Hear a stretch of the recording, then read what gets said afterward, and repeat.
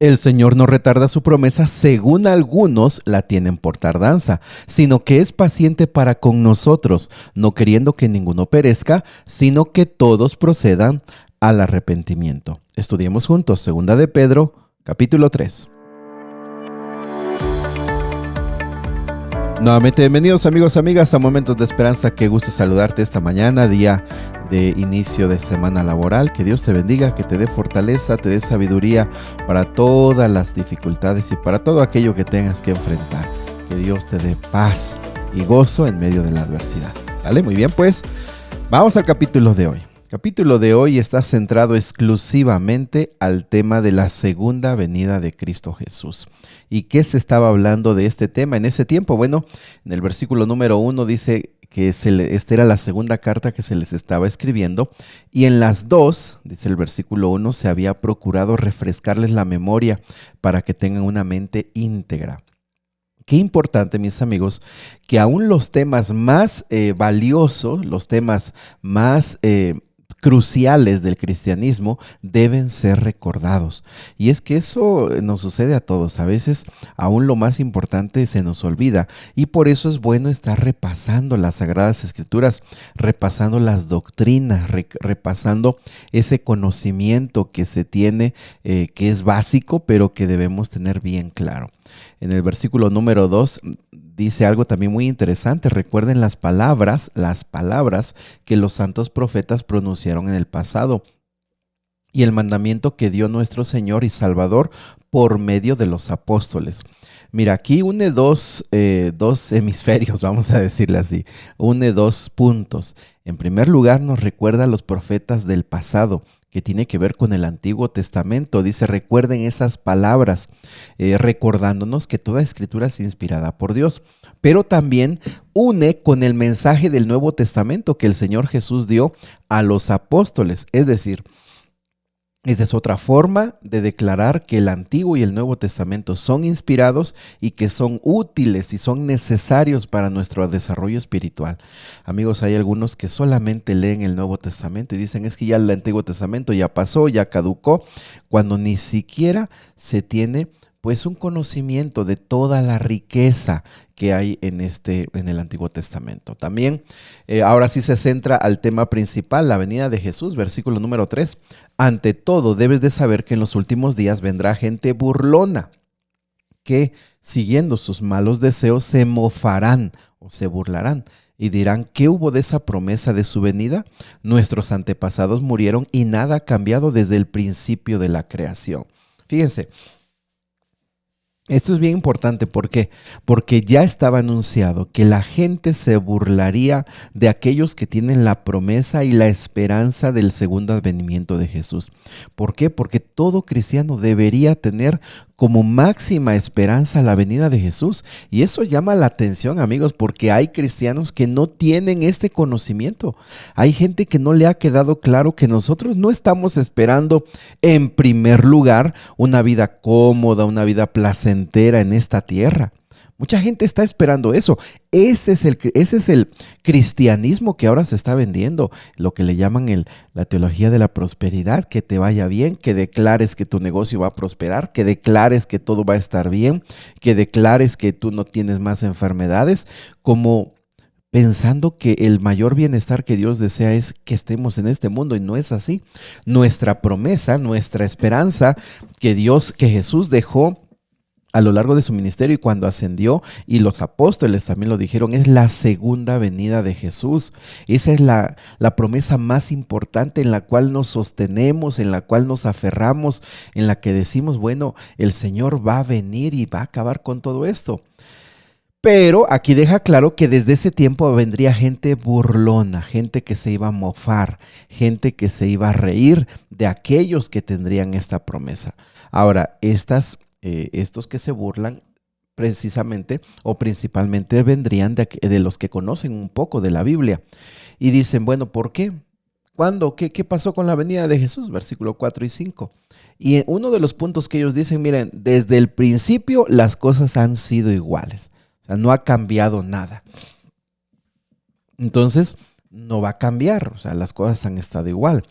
Y fíjense cómo la Biblia se cumple. Hay mucha gente que se burla y dice, no, mira, La situación actual es la misma que hace años, la misma que hace siglos. Eso de la venida de Jesús es puro cuento y no existe. Pero, versículo número 5, pero intencionalmente olvidan que desde tiempos antiguos, por la palabra de Dios, existía el cielo y también la tierra, que surgió del agua y mediante el agua. Por la palabra y el agua, el mundo de aquel entonces pereció inundado. Y ahora por esa misma palabra el cielo y la tierra están guardados para el fuego, reservados para el día del juicio y la destrucción de los impíos. Dice, miren, es que ellos... Y por eso me llama la atención, porque los que se burlan no son aquellos impíos que no conocen la palabra de Dios, porque ellos no tendrían el conocimiento ni de la esperanza de la segunda venida de Jesús, ni tampoco de este tema de la destrucción mediante el agua en los tiempos de Noé. Es decir, son los cristianos que se han desanimado, son los cristianos que están muertos en su vida espiritual, pero que conocieron los que más se burlan, los que más pueden atacar a los cristianos que tienen fe. Y apreciados amigos, es que eso es una realidad. Cuando alguien se aleja de Dios y se enfría su fe, se acaba su fe y deja a Cristo y por supuesto deja de ir a la iglesia, muchas veces cuando platicas con ellos se burlan.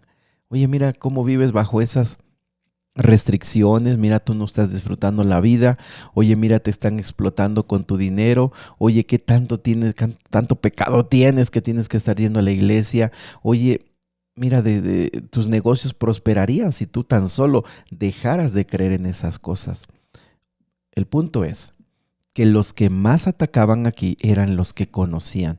Pero, y el punto aquí se centra en que, aunque conocían, dice, se olvidan de que a todo acontecimiento llega a su momento. En el sentido de que los antidiluvianos, su maldad y todo lo que hicieron llegó a su fin a través del diluvio. Es decir, el Señor cumple en el momento que se requiere, en el momento preciso cumple, pero llega a su juicio. Ahora, aquí también hay algo interesante. El versículo 7 dice que ahora la destrucción para la segunda venida de Jesús ya no será por agua, sino será por fuego. Versículo número 8, pero no olviden, queridos hermanos, que para el Señor un día es como 1000 años y 1000 años como un día. Lo que aquí determina también es que aquella aparente tardanza para nosotros, realmente deberíamos entender el tiempo como lo ve el Señor. El Señor es eterno. Para Él un día es como si pasaran 1000 años. Para nosotros un poco de tiempo es mucho. Nosotros ahora, y creo que en promedio vivimos 80, 70 años, 90, no lo sé, a lo largo de la historia. En nuestra vida es tan reducida y decimos el Señor ha tardado. Para el Señor el tiempo funciona diferente, pero no quiere decir que Él se ha olvidado de su promesa. Versículo número 9 dice exactamente eso. El Señor no tarda en cumplir su promesa, según entienden algunos como una tardanza. Ojo, la promesa se va a cumplir como se cumplió el diluvio. No es tardanza, no es que el Señor se olvida, no es que el Señor está apresurado no sabiendo cómo terminar este capítulo de la historia. Y eso es bien importante porque desde que Jesús ascendió a los cielos dijo volveré. Es decir, el fin de este mundo se comenzó a escribir desde que Jesús ascendió a los cielos. Estamos solamente en espera del último capítulo de esta historia. Que tú y yo sintamos que es muy largo el tiempo, esa es nuestra perspectiva humana. Y también, déjame decirte que mucho tiene que ver con nuestra vida espiritual. Nosotros no disfrutamos, no conocemos a Cristo ahora, no lo amamos. Sentimos que se nos está yendo la vida y no la estamos disfrutando. Lo que más bien parece es que nosotros no hemos gozado siendo cristianos. Versículo número 9 dice que no es tardanza, más bien Él tiene paciencia con ustedes porque no quiere que nadie perezca, sino que todos se arrepientan. Lo que algunos interpretan como olvido de Dios, como tardanza, como que nunca pasa nada, el Señor lo está manifestando como paciencia para que la mayor cantidad de seres humanos se puedan salvar y no se pierdan. Versículo número 10 dice, pero el día del Señor vendrá como un ladrón. En aquel día los cielos desaparecerán con un estruendo espantoso, los elementos serán destruidos por el fuego y la tierra con todo lo que hay en ella será quemada. Y aquí presenta un elemento que Jesús anunció, que es que la venida de Jesús pues sería en el día, en el momento que menos se lo imaginan. Es decir, la venida del Señor también tomaría por sorpresa a muchos. Muy bien, también del versículo 11 al versículo número 13 nos recuerda la destrucción de este mundo ante la venida de Jesús. La destrucción de este planeta, de esta tierra, sería a través del fuego, y nos deja claro que este fuego es un medio para purificar, para destruir y purificar y rehacer un nuevo cielo y una nueva tierra. Versículo 14, por eso, queridos hermanos, mientras esperan estos acontecimientos, esfuércense para que Dios los halle sin mancha y sin defecto, en paz con Él. Tengan presente que la paciencia de nuestro Dios significa salvación, tal como les escribió también nuestro querido hermano Pablo con la sabiduría que Dios le dio. El punto es, el Señor va a venir, el Señor va a llegar a su momento. Si tú tienes claro eso, tú y yo, nuestra respuesta debe ser mantenernos en nuestra vida práctica, en nuestra vida externa, sin mancha y sin defecto. Claro que eso significa que dentro de nosotros está ocurriendo una transformación, un cambio de vida que se manifiesta externamente en una vida entregada completamente al Señor. Y bueno, también de esto Pedro dice que Pablo había escrito de esto, y con esto nos recuerda la relación cercana que ellos tenían y también el respeto y la autoridad que Pablo tenía por parte de Pedro. Y también aclara uno de los versículos más interesantes de aquí de este capítulo. Dice: hay en ellas algunos puntos difíciles de entender que los ignorantes e inconstantes tergiversan.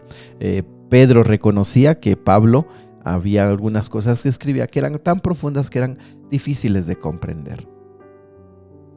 Así que, mis amigos, lo único que nos queda, versículo número 17, queridos hermanos, puesto que ya saben esto de antemano, manténganse alertas. Apreciados amigos, este tema se une con todo el contenido de la segunda venida de Jesús.